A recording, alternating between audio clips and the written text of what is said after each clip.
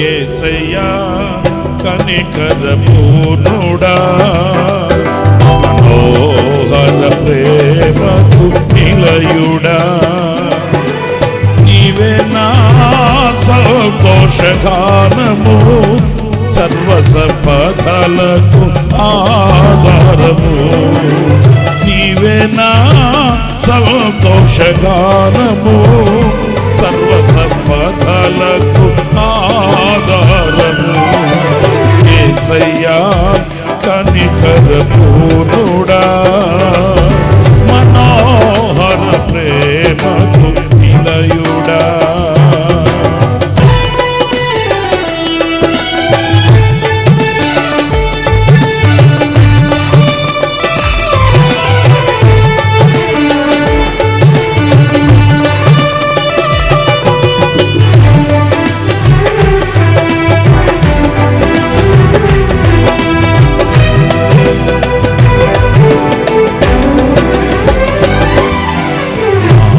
వలన ఏదియు ఆశించకయే ప్రేమించితివి, నన్ను రక్షించుటకు ఉన్నత భాగ్యము విడచితివి. వలన ఏదియు ఆశించకయే ప్రేమించితివి, నన్ను రక్షించుటకు ఉన్నత భాగ్యము విడచితివి.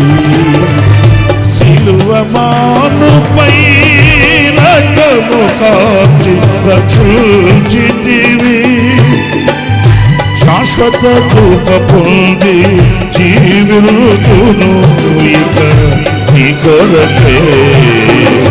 సిలువ మానుపై రక్తము కార్చి రక్షించితివి, శాశ్వత కృప పొంది జీవితును ఇక నీ కొరకే. యేసయ్యా కనికర పూర్ణుడా, మనోహర ప్రేమకు నిలయుడా.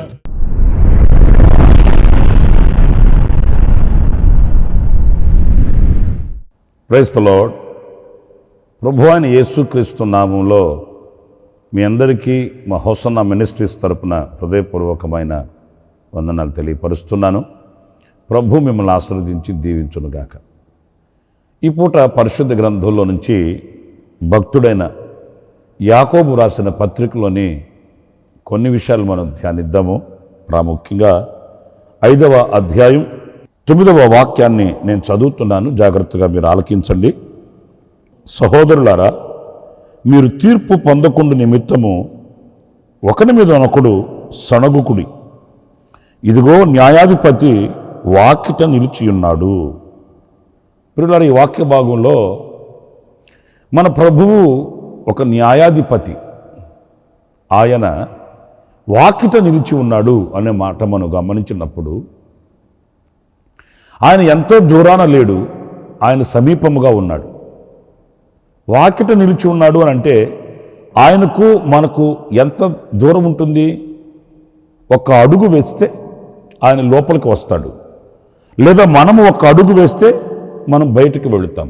ఒక్క అడుగు దూరంలో ఆయన మనకు అంత సమీపముగా ఉన్నాడు గనుక ఈ దైవజనుడైనటువంటి భక్తుడైన యాకోబు కొన్ని జాగ్రత్తలు చెప్తూ ఆయన ఎదుట మనం ఎలాంటి వారమై ఉండాలి అనేది స్పష్టంగా ఆయన వివరించాడు ఈ పత్రికలో, ప్రాముఖ్యంగా ఈ 5వ అధ్యాయంలో. ఆయన ఎక్కడో ఉన్నాడు అనంటే మనం నిమ్మలంగా ఉండవచ్చు, కానీ వాకిట ఉన్నాడు అన్నప్పుడు మనం చాలా జాగరూకులం కావాలి, జాగ్రత్త పడాలి. ప్రాముఖ్యంగా ఇక్కడ ఒక 3 వ్యక్తుల్ని దైవజనుడు ప్రత్యక్షపరుస్తున్నాడు, తెలియపరుస్తున్నాడు. ఆయన వాకిటే ఉన్నాడు గనుక ఎలాంటి వారమై మనం ఉండాలి అనంటే ఇక్కడ 7వ వాక్యంలో ఒక చక్కటి మాట, సహోదరులారా ప్రభువు రాకడ వరకు ఓపిక కలిగి ఉండుడి. చూడుడి, వ్యవసాయకుడు తొలకరి వర్షమును కడవరి వర్షమును సమకూడు వరకు విలువైన భూఫలము నిమిత్తము ఓపికతో కాచుకొనుచు దాని కొరకు కనిపెట్టును కదా. ప్రియులారా చూడండి, ఇక్కడ ఒక వ్యవసాయకుడిని తెలియపరుస్తున్నాడు, ఒక వ్యవసాయకుడిని గురించి చెప్తున్నాడు. ఒక వ్యవసాయకుడు తొలకరి వర్షం కడవరి వర్షం కొరకు కనిపెట్టుకుని ఉండి విలువైన భూఫలము కొరకు అతడు వేచి చూస్తాడు కదరా, ఎదురు చూస్తాడు కదా. అంటే ఒక వ్యవసాయకుడిని పోలిన బ్రతుకు మనం కలిగి ఉండాలండి. ఒక విలువైన భూఫలము కొరకు అతడు శ్రమ పడుతాడు, కష్టపడతాడు, నడుము వచ్చి పనిచేస్తాడు, కలలు కంటాడు. మరి అలాగే మనము కూడా విలువైనటువంటి భూఫలము అంటే విలువైన శ్రేష్టమైన దేవుడు బహుమానము కొరకై మనం ఎలా ఉండాలి, మనం ఎలా బ్రతకాలి, ఎలాంటి జీవితం మనం కలిగి ఉండాలి. కేవలం ఒక వ్యవసాయకుడైన వ్యక్తి విలువైన భూఫలము కొరకు అంత శ్రమిస్తాడే, అంత కష్టపడతాడు, కలలు కంటాడే. మరి మనం దేవుడిచ్చు బహుమానాన్ని పొందుకోవాలనుకున్నప్పుడు, ఆయన చేతుల మీదుగా ఒక ఆశీర్వాదకరమైన శ్రేష్టమైన బహుమానాన్ని మనం అందుకోవాలి అనుకున్నప్పుడు మనం ఎంత నిరీక్షణతో ఎదురు చూడాలి, వేచి చూడాలి, శ్రమపడాలి. ఇవన్నీ ఒక వ్యవసాయకునిలో ఉన్న లక్షణాలని మనం సరిపోల్చుకొని చూసుకోవాలి. ఈ రోజున కొంతమందిలో మనం గమనిస్తాం, ఈ అనుభవాలు కనిపించట్లేదు. ఆయన వాకిట నిలిచి ఉన్నాడు, ఆయన సమీపాన ఉన్నాడు గనక నేను ఇలాంటి ఒక వ్యవసాయకుని పోలిన జీవితాన్ని కలిగి ఆ తొలకరి కడవరి వర్షము వలన నేను ఒక దీవెనకరమైనటువంటి ఆశీర్వాదకరమైన బ్రతుకుని కలిగి ఆ ప్రతిఫలం కొరకు వేచి చూడాలన్న అనుభవాలు అరుదైపోతున్నాయి, కరువైపోతున్నాయి. నా ప్రియమైన సహోదరులారా, ఈ రోజున కాస్త ఇబ్బంది కలిగినప్పుడు, శ్రమ కలిగినప్పుడు ఆ శ్రమను మనం తగము అన్నట్లుగా మనం ప్రవర్తిస్తుంటాము. కష్టపడడానికి ఇష్టపడము, ఇబ్బందుల్లో నిలవడానికి మనస్కరించము. మనకు విశాలత కావాలి, మనకు ఘనతలు కావాలి, మనకు ఉన్నతమైన స్థానాలు కావాలి. మనం ఘనమైనటువంటి బ్రతుకులో అనేకులకు మనం ఘనతాస్పదంగా కనబడాలి, ఇదే కోరుకుంటాం. కానీ ఈ ఘనతాస్పదమైనటువంటి అనుభవాలకి పునాది ఏంటి?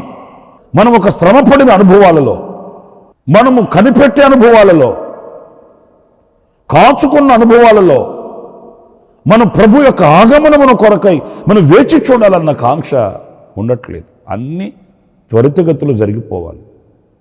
మనం ఏది అడిగితే అది ప్రభువు చేయాలి, ఏది ప్రార్థిస్తే అది ప్రభు అనుగ్రహించాలి. ప్రార్థన చేయించుకోవడానికని వరుసగా నిల్చొని ఉన్నారంట. అంతలో జనం ఎక్కువగా ఉన్నందువలన ఆ ముందు లైన్లో ఉన్న వాళ్ళకి ప్రార్థన చేసి పంపించేస్తే ఆ తర్వాత వెనకున్న వాళ్ళు ప్రార్థన చేయించుకుంటారు కదా అని యేసన్న గారు ఆ ముందున్న వాళ్ళకి ముందు ప్రార్థన చేస్తూ ఉంటే ఆ వెనక నిల్చున్న ఒక ఆమెని ఆ ప్రక్కనే నిల్చున్న ఆయన చెంప మీద పాళ్ళని కొట్టాడంటండి. వెంటనే యేసన్న గారు ఆమెని, ఎవరమ్మా ఆయన అంటే ఆమె బోరు నడుస్తూ మా ఆయనేనండి అనిందంట. మరేంటి కొడుతున్నాడు ఏంటి అట్లా అంటే, ఆయనకి త్వరగా మీరు ప్రార్థన చేయలేదని వెళ్ళిపోదాం పదా అంటున్నాడండి. నేనేమో ఇంతసేపు ఉన్నాం కదా, ఇంతమంది ఉన్నారు, పాపం ఆయనైనా ఏం చేస్తాడు, ఆ ముందున్న వాళ్ళకి ప్రార్థన చేసిన తర్వాత మనకు చేస్తాడు కదా అన్నానండి. దానికి కొడుతున్నాడండి. చూశారండి, వచ్చింది ప్రార్థన చేయించుకోవడానికి, వచ్చింది దేవుడు నన్ను ఆశీర్వదించాలి, ఆ ఆశీర్వాదాలు పొందుకోవడానికి దేవుని సేవకుడు ప్రార్థన చేయాలని. మరి వచ్చిన దానికి వాళ్ళు చేసే పనికి సంబంధం ఉందండి? ప్రార్థన చేయడం కాస్త ఆలస్యమైందంట, దానికి కోప్పడిపోతున్నాడు. ఆమె ఏడుస్తూ చెప్తుందట, మీరు త్వరగా ప్రార్థన చేయట్లేదని వెళ్ళిపోదాం అంటున్నాడండి. చూడండి, దేవుని ఆశీర్వాదాలకి ఓపిక కావాలి, కనిపెట్టాలి. మరి అబ్రహాము ఎన్ని సంవత్సరాలు కనిపెట్టాడు? పిలిచిన వెంటనే అనుగ్రహించేసి, ఆశీర్వదించేసి, ఆయన పేరు గొప్ప చేసేసి, ఆకాశ నక్షత్రాల వల్ల ఆశీర్వదించి, ఇక నా బాధ్యత అయిపోయింది అన్నాడా? ఈరోజు ఎక్కడ కనిపెడుతున్నామండి? మన మనసులో ఒక ఆలోచన రాగానే ఇక మనకు నిద్ర పట్టదు, ఆ పని అయిపోవాలి. ఇది దేవుని చిత్తమా కాదా, దేవుని ఆలోచన కాదా, మన ప్రభు సన్నిధిలో ప్రార్థన చేయాలి, ఆయన సంకల్పాన్ని తెలుసుకోవాలి. ఇలాంటి ఓర్పు ఉండట్లేదండి. మనసులో ఒక ఆలోచన వచ్చింది, అది జరగాలి, నెరవేరిపోవాలి. ప్రార్థించాము, ప్రభు అనుగ్రహించేయాలి. ప్రభుని అడిగాం కనుక వెంటనే ప్రభు దిగి రావాలి, ఇలా అనుకుంటుంటాము. చాలా పొరపాటు. ఇక్కడ పరిశుద్ధులైనటువంటి యాకోబు చక్కని మాట చెబుతున్నాడు. మీరు వ్యవసాయకుని వలె ఉండాలి, కనిపెట్టి చూడాలి. ఆయన పాద సన్నిధిలో వేచి చూడండి. విలువైన భూఫలము కొరకు ఒక వ్యవసాయకుడు కనిపెట్టుకుని ఉన్నప్పుడు శ్రేష్టమైన బహుమానం కొరకు మనం కనిపెట్టుకుని ఉండలేకపోవడం ఏంటి? ఇది మనం నేర్చుకునవలసిన పాఠం. ఇక రెండవ విషయాన్ని ఇదే 5వ అధ్యాయంలో మనం గమనించినప్పుడు ఇక్కడ రెండవదిగా యోబును గురించి చెప్తున్నాడు. 11వ వాక్యాన్ని నేను చదువుతున్నానండి. సహించిన వారిని ధన్యులను కొనుచున్నాము కదా, మీరు యోబు యొక్క సహనమును గూర్చి వింటిరి. ఆయన ఎంతో జాలియు కనికరమును గలవాడని మీరు తెలుసుకొని ఉన్నారు. యోబు యొక్క సహనమును, ఆ సహించే మనస్సుని, ప్రియమైన దేవుని బిడ్డలారా, సహనమును గూర్చి యోబు ఎందుకు జ్ఞాపకం వచ్చాడు అంటే సహించిన అనుభవాలలో యోబు ఎంతో ఉన్నతమైన స్థానం కలిగిన వాడండి. మనం కూడా సహిస్తాం, కానీ కొంతవరకే. ఆ తర్వాత మనం ఏమంటామంటే, నేను సహించలేను బాబోయ్, నేను సహించలేను, నా వల్ల కాదు, ఇక అటు ఇటు తేలిపోవాలి, ఇక దేవుడో జీవుడో తేలిపోవాలి, అంతేగాని నాకు అంత ఓపిక లేదు, నేను అంత సహించలేను, అంత నాకు ఓర్పు కూడా లేదు, ఇలాంటి మాటలు అంటూ ఉంటాను. కానీ యోబు గురించి మనం లేఖనాల్లో మనం చదువుతాం కదండి. ఎన్ని ఆయనకి ఎదురైనప్పటికీ కూడా సహించి భరించి, ఇది ఒక ఉన్నతమైన ఆధ్యాత్మికమైన విలువ అని చెప్పడంలో ఎలాంటి సందేహం లేదండి. అందరూ సహించలేరు, అందరూ భరించలేరు. ఎవరైతే దేవుని ఆత్మయందు స్థిరపరచబడిన వారై, ఆ దేవుని ఆత్మను కలిగిన వారై ఉంటారో, ఆ ఆత్మయందు ముద్రించబడిన వారై ఉంటారో, వాళ్ళు సహించగలుగుతారండి. మన ప్రభు అయిన యేసుక్రీస్తుని గురించి కూడా హెబ్రీ పత్రిక 12వ అధ్యాయంలో మనం మాటలు చదువుతామండి. నేను చదువుతాను, ఆ మాటలు చూడండి. 12వ అధ్యాయంలో 2వ వాక్యం అండి. మనము కూడా ప్రతి భారమును సులువుగా చిక్కులు పెట్టు పాపమును విడిచిపెట్టి విశ్వాసమునకు కర్తవ్యం దాన్ని కొనసాగించువాడనైన యేసు వైపు చూచుచు మన ఎదుట ఉంచబడిన పందెములో ఓపికతో పరిగెత్తుదము. ఆయన తన ఎదుట ఉంచబడిన ఆనందము కొరకై అవమానములను నిర్లక్ష్యపెట్టి సిలువను సహించి దేవుని సింహాసనం యొక్క కుడిపార్శ్వమున ఆసీనుడై ఉన్నాడు. ప్రియులారా చూడండి, ఇక్కడ అవమానములను నిర్లక్ష్యపరిచి, అవమానం కలిగింది. ఆయన దేవాతి దేవుడు, సర్వశక్తి కలిగిన దేవుడు, పరాక్రమము కలిగిన దేవుడై ఉండి ఆయనను నిందించారు, ఆయనను వేధించారు. ఆయనకు కలిగిన హింసలలో, అవమానాలలో, ఇబ్బందులలో మనలో ఎవరికి కూడా అంత ఇబ్బంది, అలాంటి శ్రమ ఎవరికి కూడా వచ్చి ఉండవండి. కానీ ఎదుట ఉన్న ఆనందము కొరకై ఆయన అవమానములను నిర్లక్ష్యపెట్టాడంట, లెక్క చేయలేదు ఆయన. ఎందుకంటే నేను సహించాలి, సహించినప్పుడే నాకు ప్రతిఫలం కలుగుతుంది, వీటిని భరించాలి అని ఆయన తన ఎదుట ఉన్నటువంటి ఆ అవమానములను ఎప్పుడు కూడా లెక్క చేసి కృంగిపోలేదు. మనకు కొంచెం ఏదైనా నింద కానీ ఎలాంటి ఇబ్బందులు కానీ వచ్చినప్పుడు ఇక వాటినే తలంచుకొని కూర్చుంటాం, అన్నం నీళ్లు మానేస్తాం, నిద్రాహారాలు మానేస్తాం, ఇక నలుగురు కనబడినా వాళ్ళకి అదే చెప్పుకుంటాం. ఇక ఎప్పుడు మనసులో అదే ప్రతిధ్వనిస్తూ ఉంటాయి. నా ప్రియమైన దేవుని బిడ్డలారా, అలాగైతే యోబు సహనమును గూర్చి చూడండి. ఆ యోబును గూర్చి మనం చదువుతాము, ఆయన జాలియు కనికరము గలవాడంట. వాస్తవంగా ఆయన ఏమనుకోవాలి, నేను ఎవరికి కీడు చేసిన వాడిని కాదే, అందరి మీద జాలి పడ్డవాడినే, అందరికీ గుప్పిలు విప్పి సహాయం చేసిన వాడినే, 10 మందికి పెట్టి పోషించిన వాడినే, కానీ ఎవరిని నేను ఇలాగ హింసించలేదే, ఎందుకు నాకు ఇలా జరిగింది, నాకంటూ ఇలా ఎందుకు జరగవలసి వచ్చింది అని ఆయన విమర్శ అడగాలి కదా.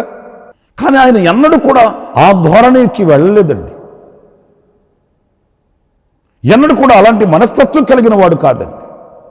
దేవుడు అంగీకరించాడు, దేవుని ఆజ్ఞ లేనిదే నాకు ఏది జరగదు. ఆయన అంగీకరించినప్పుడు నేను అనుభవించడంలో తప్పేంటి? ఆయన ఆజ్ఞ లేనిదే నాకు ఏది రాదు అన్నప్పుడు, ఆయన అనుగ్రహించి అంగీకరించినప్పుడు వాటిని సహించాలి కదా, భరించాలి కదా. నిజమే. అందుకే దేవుని దృష్టిలో నుంచి యోబు పోలేదు. దేవుని దృష్టిలో యోబు ఒక ఉన్నతమైన స్థానాన్ని సంపాదించుకున్నాడు, ఘనుడిగా ఎంచబడ్డాడు, రెండంతల దీవెనకు పాత్రుడయ్యాడు. మరి మన పరిస్థితి ఎలా ఉంది? సహించగలుగుతున్నామా? మన ఎదుట ఏదైనా ఆపద వచ్చినప్పుడు, ఇబ్బందులు కలిగినప్పుడు వాటిని భరించగలిగి మనం ప్రభువును స్తుతించగలుగుతున్నామా? మనం ప్రశ్న వేసుకోవాలి. మనకు అంత ఇబ్బందులు లేకపోయినా చిన్న చిన్నపాటివి, సులువైనవి, వాటిని కూడా మనం సహించలేకపోతే, దైవజనులు యేసన్న గారు ఆయన ఎప్పుడు అంటునేవాళ్ళు, సహించి భరించే కృపను మనం వేడుకోవాలి, కానీ మన ఎదుట ఉన్న పోరాటాలు తీసివేయమని ఎప్పుడు మనం కోరకూడదు, ప్రార్థించకూడదు అని చెప్తుండేవాళ్ళు. ఎలాంటి పరిస్థితి మన ఎదుట నిలిచినప్పటికీ, ప్రభువా నాకు సహించే కృపనివ్వు, సహించే కృపనివ్వు, భరించే కృపనివ్వమని మనం కోరుకోవాలి, ప్రార్థించాలి, శక్తిని పొందుకోవాలి. ఇక్కడ మూడవ వ్యక్తి, ఈ 5వ అధ్యాయంలో మూడవ అనుభవం ఏంటంటే, ఏలియాను గురించి 17వ వాక్యంలో రాశాడండి. ఏలియా మన వంటి స్వభావం గల మనుషుడే. వర్షింపుకున్నట్లు అతడు ఆసక్తితో ప్రార్థన చేయగా 3.5 సంవత్సరముల వరకు భూమి మీద వర్షింపలేదు. అతడు మరలా ప్రార్థన చేయగా ఆకాశం వర్షమిచ్చెను, భూమి తన ఫలమునిచ్చెను. పిల్లలు చూడండి, ఇక్కడ ఏలియాను ఎందుకొని ఆయన తెలియపరుస్తున్నాడు అని అంటే, వివరిస్తున్నాడు ఆయన గురించి అంటే, ఆయన మన వంటి స్వభావం కలిగిన వాడే అయినప్పటికీ ఆసక్తి కలిగి ప్రార్థన చేసిన వాడంట. నీతిమంతుని ప్రార్థన బహుబలము కలిగినదై ఉంటుందని ఈ వాక్యంలో వ్రాయబడి ఉందండి. మరి ఆయన ప్రార్థన ఎలాంటిది అని అంటే, ఆయనేం పరలోకం నుంచి ఊడిపడ్డవాడు కాదు, మనకంటే అతీతుడేమి కాదు, మనలాంటి స్వభావం కలిగిన వాడే. ఆయనకి కూడా భయం కలిగింది, ఆయనకి కూడా అలసట వచ్చింది, ఆయనకి కూడా కోపం వచ్చింది, ఇవన్నీ సర్వసాధారణమే. కానీ ఆయనలో మనం నేర్చుకునవలసింది ఆసక్తి కలిగి ప్రార్థన చేశాడు, ఆసక్తి కలిగి ప్రార్థన చేశాడు. అలాంటి ప్రార్థన అనుభవం, శాసించగలిగినటువంటి శక్తిని పొందుకునే ప్రార్థన అనుభవం. ఏదో నామకావాస్తికి ప్రార్థన చేయడం కాదు, భోజనం చేసేటప్పుడు, పడుకునేటప్పుడు, బయటకు వెళ్ళేటప్పుడు ఏదో చిన్న చిన్న ప్రార్థనలు ఉంటాయి కదండి, అలవాటైన ప్రార్థనలు, అవి కాదు.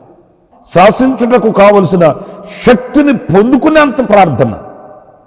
దేనినైనా మనం శాసించగలిగే ఆ శక్తి మనకు కావాలి, ప్రార్థన ద్వారా దాన్ని పొందుకోగలగాలి. అంత శక్తి కలిగినటువంటి ప్రార్థన అనుభవం ఈరోజున మనం కలిగి ఉన్నామా? ఆదివారం ఆరాధనకి వెళ్ళేదే కష్టం, ఇక ప్రార్థన చేయడం అనేది ఇంకెంత కష్టం మన వాళ్ళకి. కాసేపు వాక్య ధ్యానం చేద్దాం అనుకుంటే అంత సమయం దొరకట్లేదు. కాసేపు ధ్యానంగా కూర్చొని ప్రభు సన్నిధిలో మనం ఆ ధ్యానము ద్వారా దైవ సంకల్పాన్ని తెలుసుకుందామంటే అంత సమయం దొరకట్లేదు, ఎందుకంటే కార్యక్రమాలు ఎక్కువైపోయాయి. నా ప్రియ సహోదరులను ఆలోచించండి, ప్రార్థనలో ఒక శక్తి మనకు కలుగుతుంది, ప్రార్థనలో మనకు బలము కలుగుతుంది, ఆ బలము ద్వారా మనం శాసించగలుగుతాము. మరి ఏలియా మన వంటి స్వభావం కలిగిన వాడే అయినప్పటికీ ఆయన సృష్టిని శాసించలేదా? యెహోషువ మన వంటి స్వభావం కలిగిన వాడే, సృష్టిని శాసించలేదా? మోషే శాసించలేదా? ఇవన్నీ మనకు మన ఎదుట నిలిచిన సత్యాలు.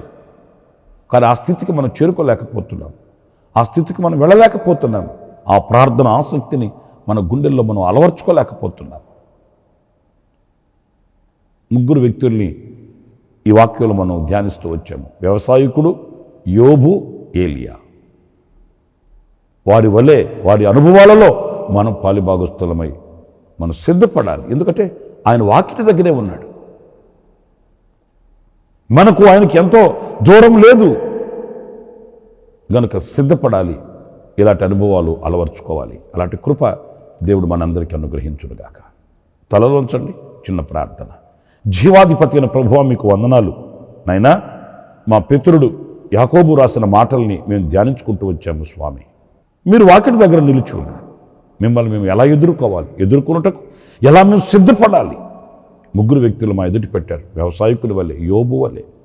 నాయన వ్యవసాయకుల వల్లే కాచుకొని ఉండే అనుభవం, యోబు వల్లే సహించే అనుభవం, ఏలియా వల్లే ప్రార్థన అనుభవం మేము కలిగి ఉండడానికి సహాయం చేయండి. మాకు మంచి వివేకమును, ఆలోచన ఇచ్చి, స్థైర్యమును, ధైర్యమును ఇచ్చి నడిపించి, కరుణా కటాక్షములతో, కృపాక్షేమాలతో నడిపించమని మమ్మల్ని మీకు అప్పగించుకుంటూ యేసు నామములో ప్రార్థించి వేడుకొనుచున్నాను తండ్రి. ఆమేన్. ఆమేన్. ప్రభు మిమ్మల్ని ఆశీర్వదించి దీవించి ఘనపరచునుగాక. ఈ దినమంత విశేషమైన కృప నా దేవుడు మీకు సమృద్ధిగా అనుగ్రహించుగాక. ఆమేన్. ప్రతిదినము ఈ అనుదిన కృపాను సందేశముల కొరకు, ఇంకా మరిన్ని ఆత్మ సంబంధమైన సందేశాల కొరకు ఈ మా యూట్యూబ్ ఛానల్ ను సబ్స్క్రైబ్ చేసుకోండి. Pastor Ramesh hosanna ministries.